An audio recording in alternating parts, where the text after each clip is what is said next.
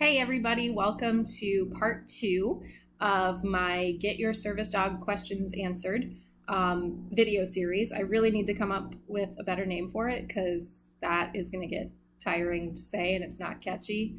So this is part 2 of an indefinite number of videos. I know in my last video I had said that, it's going to be like 2 or 3 parts, but yeah, we got through basically 2 questions last time and we have 19 more. So don't really know how long this is going to take, but if you haven't had a chance, go ahead and check out my last video. It talked about why I have Zydo. This is Zydo. I swear it's been a couple of days since the last video. It doesn't look like we've moved, but I swear this is a different shirt. He turned around, I think. I think he was facing the other way. So it is a different day.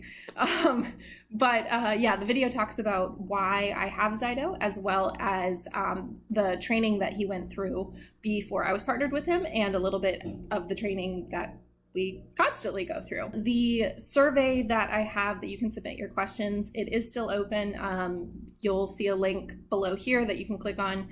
Please feel free to submit any questions that you have about service dogs. It's 150% anonymous. I, honest to goodness, have no idea who submits them. So if you have any questions that you feel kind of weird asking, just send them on in and I will be the judge of if they get answered or not. But so after my last video, actually, I've been saying, like, if you have any questions about service dogs, but somebody that I, honest to goodness, have no idea who this is. I asked my mom and my sister and my husband, and all 3 of them have said that they did not submit these. So they're either lying or they're telling the truth, and there's somebody else who is awesome who is watching these. But they submitted a couple questions that just really made me smile. They have nothing to do with the service dog, but wanted to get them answered because, gosh darn it, they are important. And thank you for making me smile when I saw, hey buddy, hi, he's looking all regal. So thank you so much for asking them, and I hope that you get the questions that answered that you desire. So the first question is, where did you get the denim shirt you were wearing in the video? Target. So literally 98% of my wardrobe is either from Target or from Old Navy. So I'm frugal. Question 2, what brand are your glasses? iBuyDirect.com.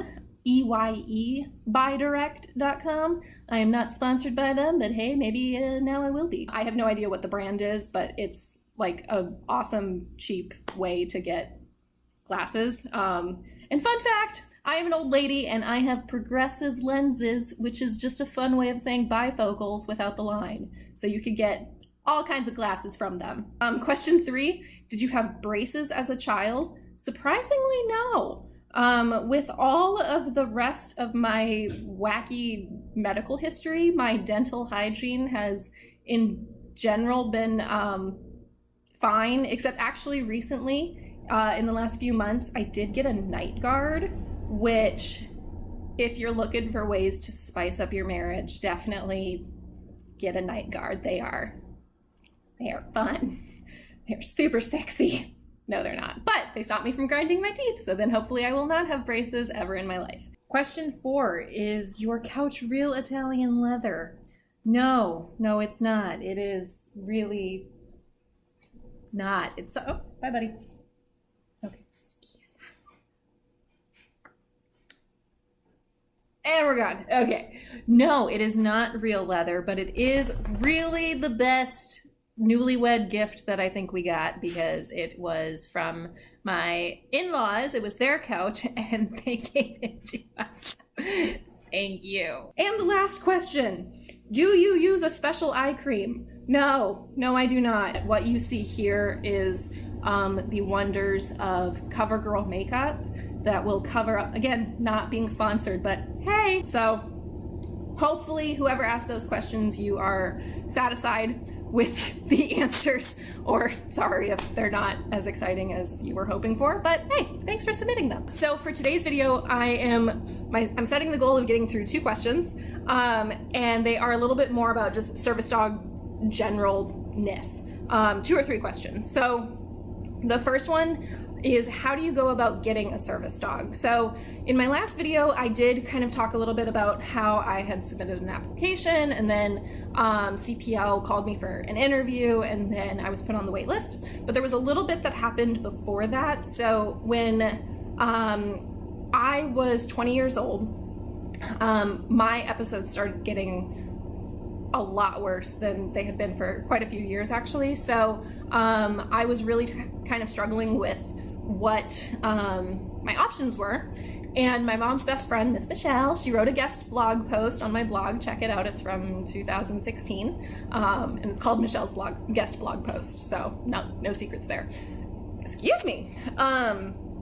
So she was talking to me and saying that, she really thinks that my condition might actually qualify for a service dog. Oh my gosh, I don't know what's going on. And so I started looking at, different organizations to see what options there were, which I guess would be my first suggestion to you is how to go about getting a service dog. The first thing is Google. It is awesome.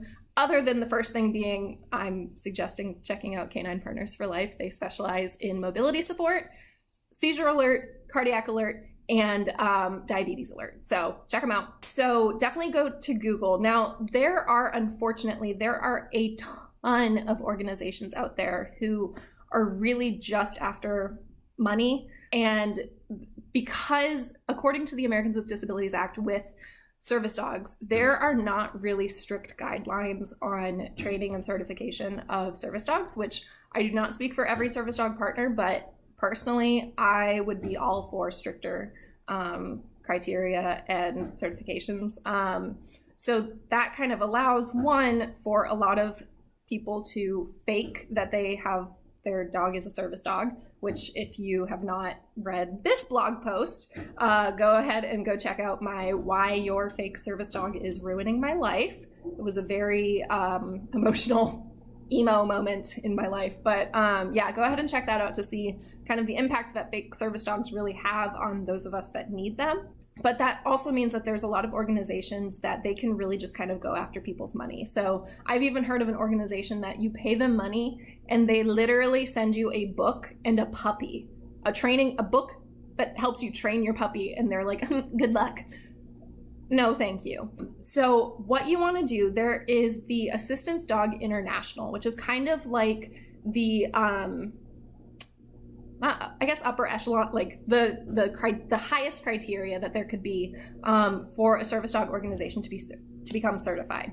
And these are organizations that they are not after the money. They are honest to goodness service dog training organizations. They are certified and they are legitimate. So you can go to Assistance Dog International's website and then go into like your state, your area, and they have the list of organizations that are ADI certified. So I would say that should definitely be your first if you are looking for a pre-trained service dog. Would be to go to Assistance Dog International and checking out what their certified service dog organizations are, to kind of help steer you away from those that are really just after your money. But there is the option also to self-train your service dog. So I don't want to speak too much on that because I have no experience with it.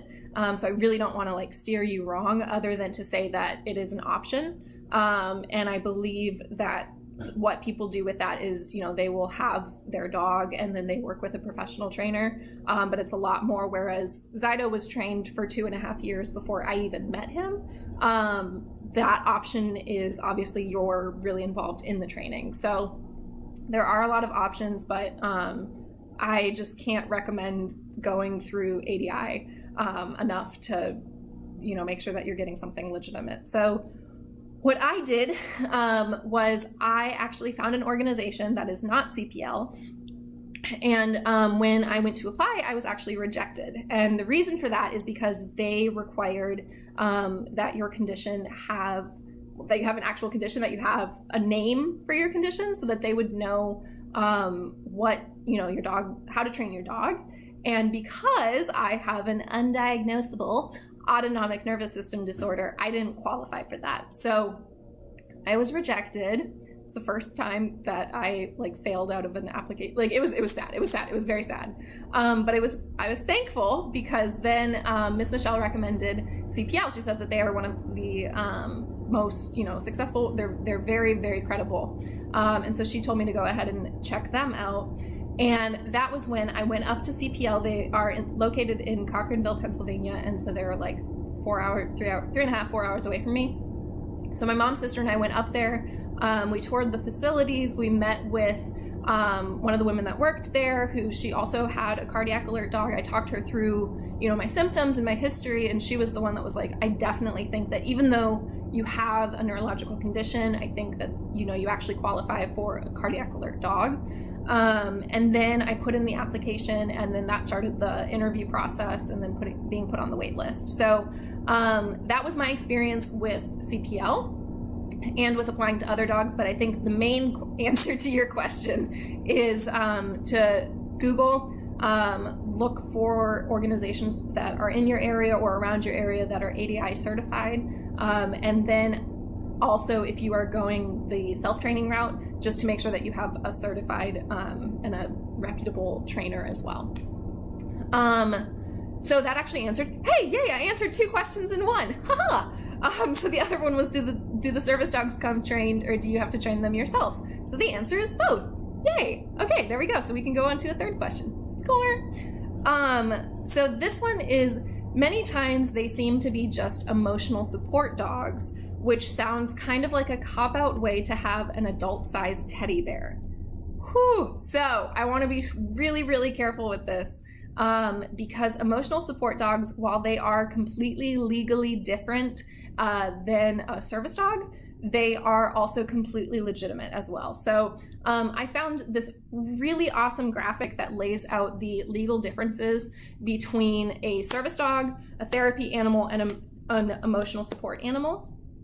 But the basic difference is that a service dog, according to the Americans with Disabilities Act, the ADA, a service dog is a dog that has been trained to specifically mitigate a disability. So Zydo is a service dog because he has been trained, he can alert me, he has been trained to pull me in his harness and to offer support in his harness.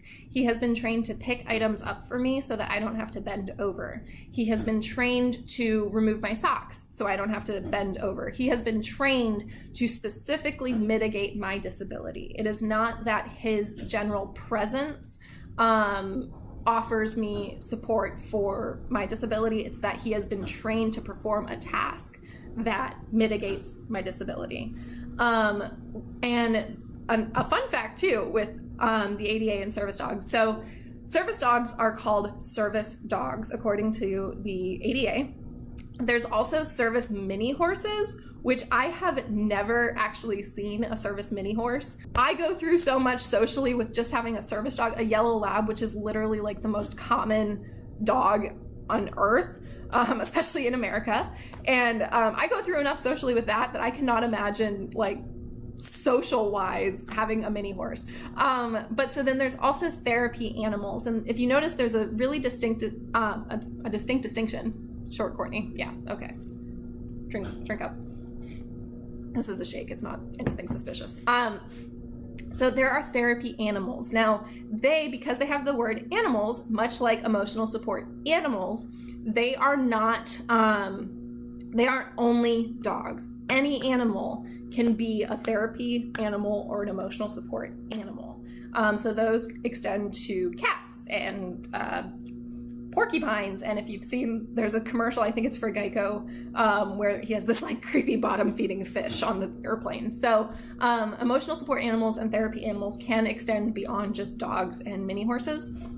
But the difference with a therapy dog and a therapy animal and an emotional support animal as compared to a service dog is that they have not been trained to perform a specific task. So they are more of, they provide support. Therapy animals They provide support for large groups of people, not necessarily specifically for one person. With emotional support animals, their primary function is to offer emotional support through companionship, not necessarily that they have been trained to perform a task.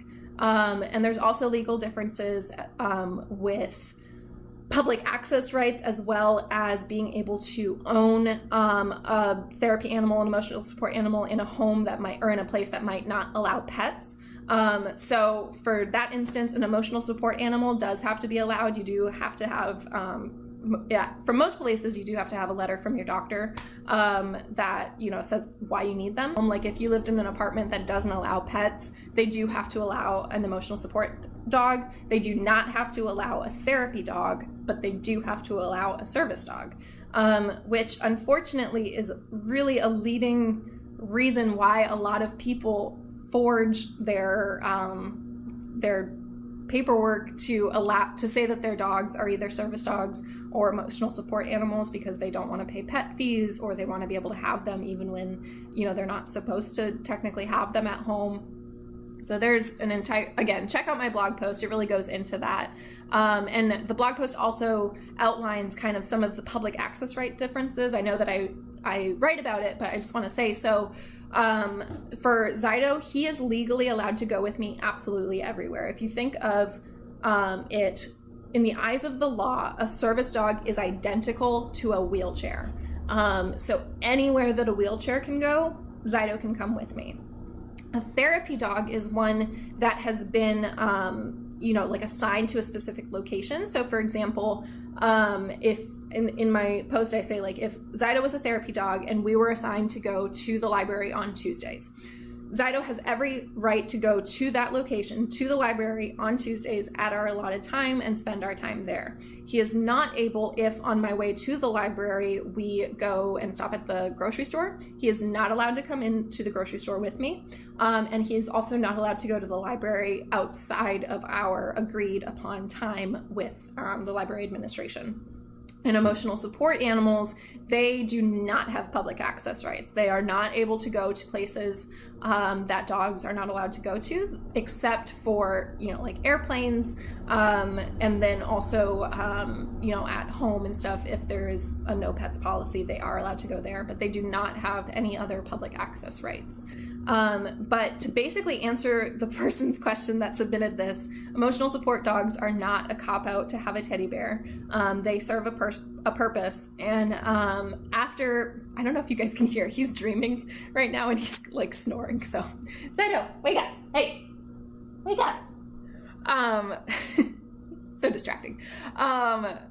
So yeah, emotional support dogs, they do serve a purpose. Not a cop-out, not a teddy bear. So the thing, after almost 5 years with Zydo, sorry, dear, one of the huge things that I have really learned, I guess I always knew it, but like I've just learned, is that dogs are better than humans in so many other ways, other than just being loyal and loving and everything. But there are things that animals and, specifically dogs can do that humans just never will. And I believe that whether they are a service dog, a therapy dog, or an emotional support dog, they are able to do something that human needs that they have not been able to get from any other source. So emotional support animals are legitimate, and they just have different legal rights than Zydo does as a service dog. So yay, got through 3 questions in 20 minutes. Dang it, I wanted this to be like 15 minutes, but oh well, we can dream.